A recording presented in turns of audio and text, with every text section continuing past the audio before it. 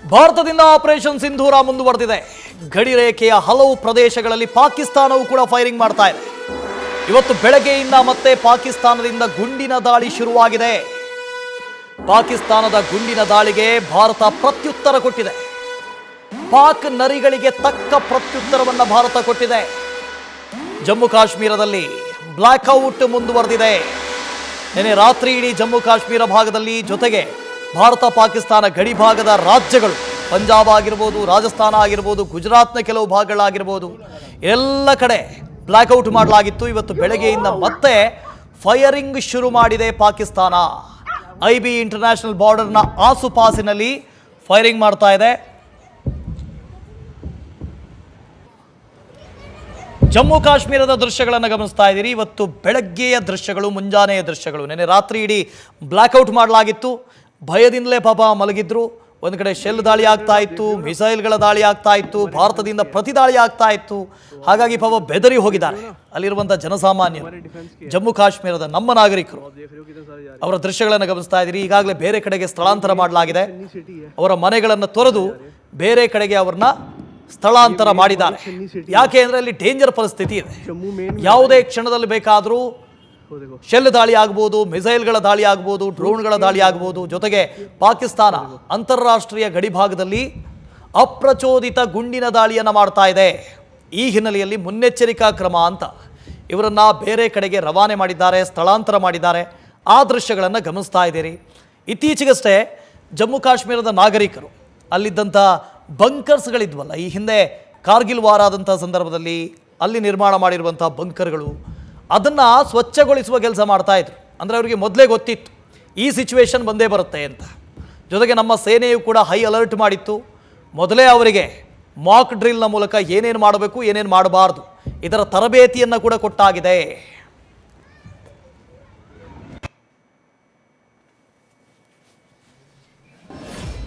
कल हम रात जैसे घर ही थे, अभी खाना ही स्टार्ट किया था, तभी एक सायरन की आवाज़ आती है और कुछ धमाकों की आवाज़ आती है। इतना अच्छा है कि जब तक थोड़ा जो हमारा डिफेंस सिस्टम है S-400, उन्होंने पहले उनको न्यूट्रलाइज कर दिया था। उसके बाद सुबह 4:30 बजे के करीब भी एक आवाज़ आई है, उसको भी शायद न्यूट्रलाइज कर लिया गया है। तो ऐसा नहीं है, डर का माहौल नहीं है, पैनिक क्रिएट नहीं करना है बस। बाकी हमारा डिफेंस सिस्टम अलर्ट पे है, फौजियाँ अलर्ट पे हैं। बाकी जब तक जम्मू में भगवती वैष्णो देवी बैठी हुई है, किसी को घबराने की कोई जरूरत नहीं।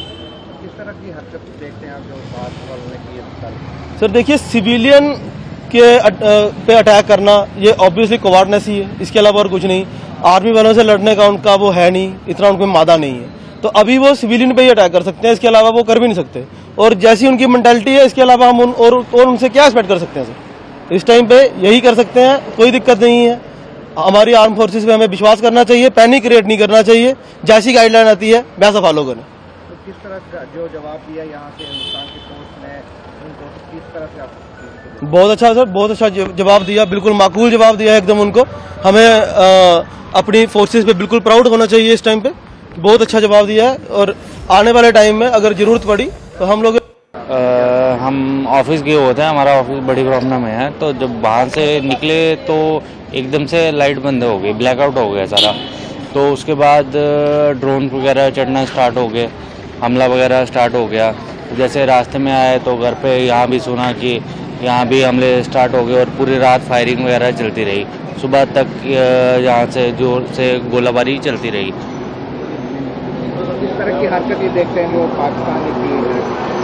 ऐसी हरकत करनी ही नहीं चाहिए उनको, क्योंकि जहाँ पे मिलिटेंसी एरिया है नहीं तो आए दिन वो कुछ ना कुछ अपनी हरकत करता रहता है। तो उसका हमारी जो डिफेंस है वो अच्छे से मुंह तोड़ जवाब दे रही है। तो हमें मोदी जी पे भी विश्वास है और अपनी डिफेंस पे भी विश्वास है। किस तरह से उन्होंने डिफ्यूज कर दिया हमारी डिफेंस फोर्स ने? उन्होंने अपने ड्रोन वगैरह चढ़ाए हुए थे, तो हमारे जो एयरक्राफ्ट वगैरह हैं उन्होंने अपने एयर की मदद से वो सारे ड्रोन वगैरह डिफ्यूज कर दिए। कितना गर्व? हाँ जी, कितना हमें गर्व है अपने इंडिया पे और मोदी जी पे भी है, तो अपनी डिफेंस पे भी है। तो हम ये जंग जीतेंगे जरूर। अभी किस तरह का माहौल है, कोई टेंशन की बात? नहीं, एक्चुअली बॉर्डर वाली साइड है, बाकी एरिया सेफ है, ऐसा कुछ नहीं है कि हाँ अफड़ा दफड़ी है, तो बाकी सेफ है सभी, कोई दिक्कत वाली ऐसी बात नहीं है। रात को सर मैं तो इधर बाडू में गाँव में रहता हूँ, बलौरी में गाँव का, अभी तो मैं फ्रूट का काम करता हूँ। रात को जब 8 बजे तो ऊपर से हमने देखे ड्रोन 3-4 आ गए। उसके बाद जब फायरिंग हो गई तो हमने देखा तो कई बच्चे हमने आगे पीछे किए, तो इधर तो बहुत फायरिंग चली रात को। कितने बजे तक चली है ये फायरिंग? ये सर पूरी रात ही चलती रही, बीच में जब 8 बजे तो शुरू हो गया था, लेकिन इधर तो 4-5 तो इधर चिचिपा था में, सांबा में 2-4 तो हो गए क्रैश, बाकी तो ठीक ही। बाकी तो किस तरह की हरकत ये देखते हैं जो पाकिस्तान ने की? हाँ, पाकिस्तान में तो गंदी की, कोई अच्छी बात नहीं है, ये लड़ लग रही है, और बाकी तो चलो जो भी करना तो अच्छा ही हो जाएगा। हाँ सर, अभी भी फैर तो चल रहा है, अभी भी अभी सुनो तो जरा पूरी रात चलती रही, बाकी जो देखो क्या बनता आगे। कोई डर वर का माहौल है? नहीं, डर वाले तो कोई बात नहीं है, बाकी तो गाँव वाले तो पीछे आ गए हैं, क्योंकि सांबे में ये भी चल रहा है अभी, 3-4 नाव तो इधर किराए कर दिए। अभी देखो वगैरह बंद किए आज? हाँ, स्कूल तो बंद है, स्कूल तो कल भी आते थे, आज भी आते हैं, 4-5 दिन हो गया यही काम चलता हुआ बजारबाजी। ವ್ಯತ್ಯಾಸ ನೋಡಿ, ಭಾರತದ ನಾಗರಿಕರ ಮಾತಿಗೂ ಪಾಕಿಸ್ತಾನದ ನಾಗರಿಕರ ಮಾತುಗಳಿಗೂ. ನಿನ್ನೆ ಒಂದಷ್ಟು ಜನ ಪಾಕಿಸ್ತಾನದ ನಾಗರಿಕರು ಮಾತಾಡ್ತಾ ಇದ್ರು, ಅಲ್ಲಿನ ದೇಶವನ್ನ, ಅಲ್ಲಿನ ಸರ್ಕಾರವನ್ನ ಅದು ಎಷ್ಟು ತೆಗಳಿದ್ರು ಅಂತ ಹೇಳಿದ್ರೆ, ನಮ್ಮನ್ನು ಬದುಕಕ್ಕೆ ಬಿಡಿ ಅಂತ ಮಾತ್ರ ಕೇಳ್ತಾ ಇದ್ರು. ನಮಗೆ ಬದುಕಕ್ಕೆ ಬಿಡಿ, ಯಾರೋ ಒಬ್ಬ ಮಿಲಿಟರಿ ಅವನೇನೋ ಮಾಡ್ದ, ನಾವ್ಯಾಕೆ ಸಫರ್ ಆಗಬೇಕು? ಹೌದು, ನಮ್ಮ ಜೆಟ್ಗಳನ್ನು, ನಮ್ಮ ಫೈಟರ್ ಜೆಟ್ಗಳನ್ನು, ಮಿಸೈಲ್ಗಳನ್ನು ಭಾರತ ಹೊಡೆದುರುಳಿಸಿದೆ. ಇದನ್ನ ಅಲ್ಲಿನ ನಾಗರಿಕರು ಹೇಳ್ತಾ ಇದ್ರು. ನಮ್ಮ ನಾಗರಿಕರು ನೋಡಿ, ಅವರ ಮುಖದಲ್ಲಿ ಒಂದು ಸ್ವಲ್ಪನಾದರೂ ಭಯ ಕಾಣಿಸ್ತಾ? ಎಷ್ಟು ಧೈರ್ಯವಾಗಿದ್ದಾರೆ. ಸರ್ಕಾರದ ಮೇಲೆ ನಂಬಿಕೆ ಇದೆ, ನಮ್ಮ ಸೇನೆ ಮೇಲೆ ನಂಬಿಕೆ ಇದೆ, ಸೇನೆ ಏನೆಲ್ಲ ಕೆಲಸ ಮಾಡಿದೆ ಇದರ ಮೇಲೆ ನಮಗೆ ಗರ್ವ ಇದೆ ಅಂತ ಹೇಳಿದ್ರು ಅವರು, ಗೌರವ ಇದೆ ನಮಗೆ ಅಂತ ಹೇಳಿದ್ರು. ಇದು ನಮ್ಮ ನಾಗರಿಕರು, ಇದು ನಮ್ಮ ಸೇನೆ ಮಾಡಿರುವಂಥ, ತೋರಿಸಿರುವಂಥ ಪರಾಕ್ರಮ. ಏನೇ ರಾತ್ರಿ ಬ್ಲ್ಯಾಕ್ಔಟ್ ಆಯಿತು ಒಮ್ಮೆಲೆ, ಅದಾದ ನಂತರ ಪಾಕಿಸ್ತಾನದಿಂದ ಮಿಸೈಲ್ಗಳು ಬಂದವು, ನಮ್ಮ ಏರ್ ಡಿಫೆನ್ಸ್ ಸಿಸ್ಟಮ್ ಆ ಮಿಸೈಲ್ಗಳನ್ನು ಕೊಲ್ಯಾಪ್ಸ್ ಮಾಡ್ತು, ದಾಳಿ ಮಾಡ್ತು, ನಾಶ ಮಾಡ್ತು. ಜೊತೆಗೆ ಪಾಕಿಸ್ತಾನದ 16 ನಗರಗಳಿಗೆ ನುಗ್ಗಿ ನಾವು ಹೊಡೆದ್ವಿ. 50 ಮಿಸೈಲ್ಗಳು ಪಾಕಿಸ್ತಾನದು ಫಿನಿಶ್ ಆಗಿದ್ದಾವೆ.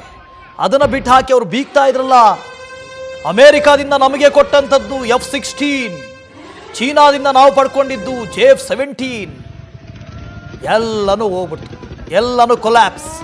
1 F-16, 2 JF-17, 50 ಮಿಸೈಲ್ಗಳು, 60 ಡ್ರೋನ್ಗಳು, ಎಲ್ಲವನ್ನ ನಾಶ ಮಾಡಿ ಬಿಸಾಕಿದೆ ಭಾರತ ಸೇನೆ. ಜೊತೆಗೆ ಕರಾಚಿ ಬಂದರಿನ ಮೇಲೆ ಕೂಡ ಭಾರತ ದಾಳಿ ಮಾಡಿದೆ. ಆಗಲೇ ಮೇಜರ್ ಮಾತಾಡ್ತಾ ಇದ್ರು, ಭಾರತದ ಸೇನೆಯ ಪ್ರೊಫೆಷನಲಿಸಮ್ ಎಷ್ಟಿದೆ ಅಂತ, ಅದರ ಜೊತೆಗೆ ನಮ್ಮ 3 ವಿಂಗ್ಗಳ ಕೋಆರ್ಡಿನೇಷನ್ ಯಾವ ರೀತಿಯಾಗಿದೆ ಅಂತ. ಒಂದು ಕಡೆಯಿಂದ ನೇವಿ ಅಟ್ಯಾಕ್ ಮಾಡುತ್ತೆ, ಇನ್ನೊಂದು ಕಡೆಯಿಂದ ಏರ್ಫೋರ್ಸ್ ಅಟ್ಯಾಕ್ ಮಾಡುತ್ತೆ, ಇನ್ನೊಂದು ಕಡೆಯಿಂದ ನಮ್ಮ ಭೂಸೇನೆ ಅವರು ಕೂಡ ಅಟ್ಯಾಕ್ ಮಾಡ್ತಾರೆ. 3 ಕಡೆಯಿಂದ ಸಂಘಟಿತ ದಾಳಿ ಪಾಕಿಸ್ತಾನದ ವಿರುದ್ಧ ಆಗ್ತಾ ಇರೋದು. ಅದೇ ಪಾಕಿಸ್ತಾನದಿಂದ ಸೇನಾ ಮುಖ್ಯಸ್ಥನೇ ಕಾಣಿಸ್ತಾ ಇಲ್ಲ, ಅರೆಸ್ಟ್ ಆಗಿದ್ದಾರೆ, ಅವ್ರನ್ನ ವಶಕ್ಕೆ ತೆಗೆದುಕೊಂಡಿದ್ದಾರೆ ಅಲ್ಲಿನ ಸೇನೆ ಅನ್ನೋ ಮಾಹಿತಿ ಇದೆ. ಯಾರು ಅವ್ರಿಗೆ ಹೇಳ್ತಾರೆ ಮುಂದೆ ಏನು ಮಾಡಬೇಕು ಏನೂ ಗೊತ್ತಿಲ್ಲ. ಒಂದು ಪ್ರೆಸ್ ಬ್ರೀಫಿಂಗ್ ಅದನ್ನು ಯಾರು ಮಾಡಬೇಕು ಅಂತ ಗೊತ್ತಿಲ್ಲ. ಇಂಥ ದಿಕ್ಕೆಟ್ಟ ಪರಿಸ್ಥಿತಿಯಲ್ಲಿ ಪಾಕಿಸ್ತಾನದ ಸೇನೆ ಇದೆ. ಒಂದು ಸೇನೆಗೆ ಬೇಕಾಗಿರೋದು ಪ್ರೊಫೆಷನಲಿಸಮ್, ಒಂದು ಸೇನೆಗೆ ಬೇಕಾಗಿರೋದು ಶಿಸ್ತು, ಅದು ಯಾವುದು ಪಾಕಿಸ್ತಾನದ ಸೇನೆಗಿಲ್ಲ. ಇನ್ನು ಹೇಗೆ ಯುದ್ಧ ಗೆಲ್ಲೋದಕ್ಕೆ ಸಾಧ್ಯ? 47ರ ಯುದ್ಧ, 65ರ ಯುದ್ಧ, 71ರ ಯುದ್ಧ, 99ರ ಯುದ್ಧ, ಎಲ್ಲ ಯುದ್ಧದಲ್ಲಿ ಆಗಿದ್ದಿದೆ. ಆದರೂ ಮತ್ತೆ ಯುದ್ಧ ಮಾಡ್ತೀವಿ ಅಂತ ಬರ್ತಾರೆ, ಮತ್ತೆ ಗೆದ್ದೇ ಗೆಲ್ತೀವಿ ಅಂತ ಹೇಳ್ತಾರೆ. ಯಾವ ಧೈರ್ಯದ ಮೇಲೆ ಮಾತಾಡ್ತಾರೋ, ಅದು ಏನು ಹೇಳ್ತಾರೋ ಗೊತ್ತೇ ಇಲ್ಲ. ಜನಸಾಮಾನ್ಯರ ಬಗ್ಗೆ ಕಿಂಚಿತ್ತೂ ಕಾಳಜಿ ಇಲ್ಲ. ಭಾರತದ ಮೇಲೆ ದಾಳಿ ಮಾಡಿದ್ರೆ ಭಾರತ ಸುಮ್ಮನಿರೋದಿಲ್ಲ ಅಂತ ಗೊತ್ತಿತ್ತು ಅವರಿಗೆ. ಗೊತ್ತಿದ್ದೂ ಕೂಡ ಆ ಯಾವುದೋ ನಾಯಿ ಬುದ್ಧಿಯ ಉಗ್ರರನ್ನ ಭಾರತದ ಒಳಗಡೆ ಕಳಿಸಿ ಉಗ್ರ ಕೃತ್ಯಗಳನ್ನು ಮಾಡಿಸೋದು. ಅದಕ್ಕೆ ಉತ್ತರ ತಗೊಳ್ಳಿ, ಇದೇ ಉತ್ತರ. ನ್ಯೂಸ್ ಫಸ್ಟ್ ನಿರ್ಭೀತಿಯಿಂದ ನಿಮ್ಮ ಪರವಾಗಿ.